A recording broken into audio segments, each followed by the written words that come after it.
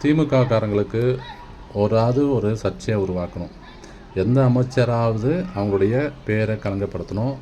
தாவேக அரசு 6 மாதத்தில் வீட்டுக்கு அனுப்பணும். அதுக்கு மேலே அவங்க ஆட்சி நடைபெறக்கூடாது. அதுக்கு எத்தனை லட்சம் கோடி ஆனாலும் செலவு பண்ணுறது தயாராக இருக்குது. இப்போது தாவேக அரசை வந்த பிறகு டிஎன்பிசி குரூப்பு மனிதவள மேம்பாட்டுத்துறை அமைச்சர் சரத்குமாரோடைய கண்ட்ரோலு. அவர் இப்போ ஃபஸ்ட்டு 420 பேர்கிட்ட வேலை அமர்த்தினாங்க. 420 பேர்கிட்டையும் 10 பைசா லஞ்சம் வாங்கலை. அப்போது எவ்வளோ பெரிய ஒரு புரட்சி. அதுக்கப்புறம் வந்த உடனே என்ன சொன்னாங்க, இனி தாவேக அரசில் ஒரு திறமையின் அடிப்படையில் தான் உங்களுக்கு வேலை வழங்கப்படும். போன கவர்மெண்ட்டில் என்ன நடந்ததுன்னு தெரியும். யார் எவ்வளோ கஷ்டப்பட்டு குரூப் 1, குரூப் 2, குரூப் 3, குரூப் 4க்கெலாம் அப்ளை பண்ணுவாங்க.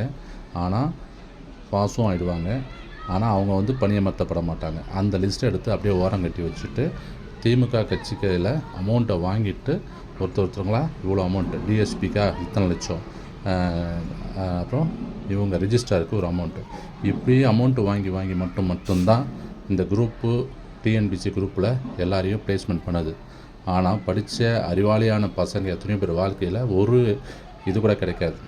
குரூப் 1 டிஎன்பிசி குரூப் 1 ஃப்ராடுங்கிறது அவங்களுக்கு தெரியாமல் கஷ்டப்பட்டு பல முறை எழுதி நிறையா பேர் வேலை கிடைக்காமலே போச்சு.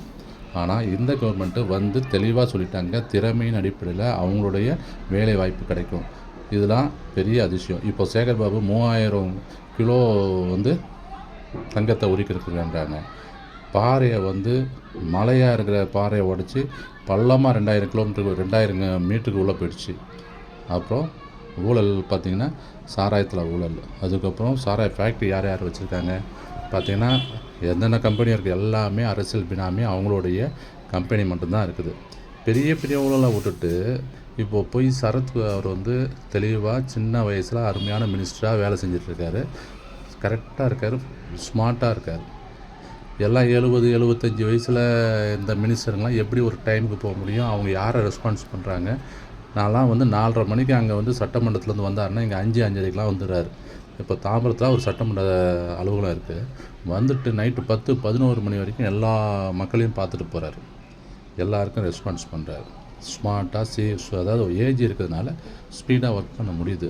இதே வயசானவங்கள வச்சுட்டு எத்தனை மினிஸ்டருங்க ஒன்றுமே பண்ண முடியாமல் வயசானாலே அவங்களுக்கு ஒரு ஆணவம் வந்துடும். இப்போ இருக்கிற மினிஸ்டர் கொஞ்ச நாளிலே ஒரு டீம் என்ன பண்ணிச்சுங்க, ஒரு பேஸ்பால் டீம் அவங்கள போய் அப்ரோச் பண்ணிச்சு. எங்களுக்கு பணம் ஃபைனான்ஸ் இல்லை, நாங்கள் ஏஷியன் கேம்ஸில் கலந்துக்கணும், எங்களுக்கு சப்போர்ட் பண்ணுங்கன்னு போனோம்.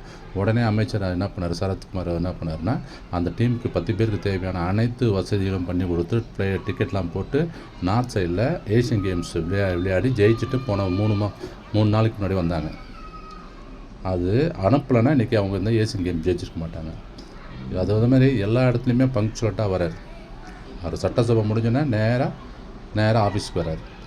இப்போ தெளிவாக அருமையாக பண்ணிட்டு இருக்கிற மினிஸ்டரை இப்போ போய் தேவையில்லாத ஒரு போதைக்கு அடிமையான மாதிரி ஒரு இதை பண்ணுறாங்க. சரி, நான் என்ன சொல்கிறேன், ஆஃப்டர் மினிஸ்டர் ஆன பிறகு ஏதாவது தப்பு பண்ணார்னா கூட நீங்கள் இவ்வளோ தூரத்துக்கு அதில் சொல்லலாம். பட் அது கன்ஃபர்மேஷனே கிடையாது. அவர் குழந்தைக்கு மினிஸ்டர்ன்றார், நீங்கள் இல்லைங்கிறீங்க. ஏதாவது கெடுக்கணும், பெரிய பெரிய கொள்ளைகளெல்லாம் பண்ணவங்களை விட்டுடுறீங்க. இப்போ இது தேவையா நாட்டுக்கு? இவர் போதை பண்ணாருன்னா இது என்ன உலகத்தில் மிகப்பெரிய ஒரு ஊழலா? எத்தனை லட்சம் கோடிகளை அடித்து ஒரு 23,000 கோடி இருந்ததுன்னா சென்னையிலேருந்து கன்னியாகுமரி வரைக்கும் ஒரு 4 வழிச்சாலை போடலாம். ஒரு மினிஸ்டர்கிட்டையும் குறைஞ்சது 1 லட்சம் கோடி சொத்து வச்சுருக்காங்க. ஒரு அமைச்சரோட காசை வாங்கினா இன்றைக்கி 4 இடத்துல சென்னையிலேருந்து கன்னியாகுமரி வரைக்கும் ரோடு போடலாம். அப்போ 4 ரோடு போட்டால் தமிழ்நாடோடைய வளர்ச்சி எப்படி இருக்கும்? அதெல்லாம் விட்டாச்சு. சும்மா மாத்திரையை முடுக்கினார், போதை ஏற்றினார். அவர் செய்யாத ஒரு காரியத்தை செஞ்ச மாதிரி சொல்கிறீங்க. இப்போ நான் என்ன சொல்கிறேன்னா, எது ஆகிற வழியோ அதை விட்டுட்டு ஆவாத ஊருக்கு ஏறாத பஸ் ஏறி பண்ணுறவனையும் பண்ணக்கூடாதுங்கிறது ஒரு தீய சக்தி.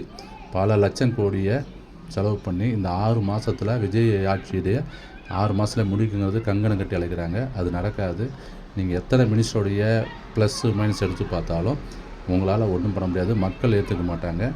இது இப்போ சரத்குமாரை ஒன்றுமே பண்ணாத மினிஸ்டரை போட்டு தேவையில்லாமல் நோண்டிட்டுருக்கீங்க. அவர் அருமையான ஒரு மினிஸ்டர், ஸ்மார்ட்டான மினிஸ்டர், ஆக்டிவாக இருக்கார், சுறுசுறுப்பாக இருக்கார்.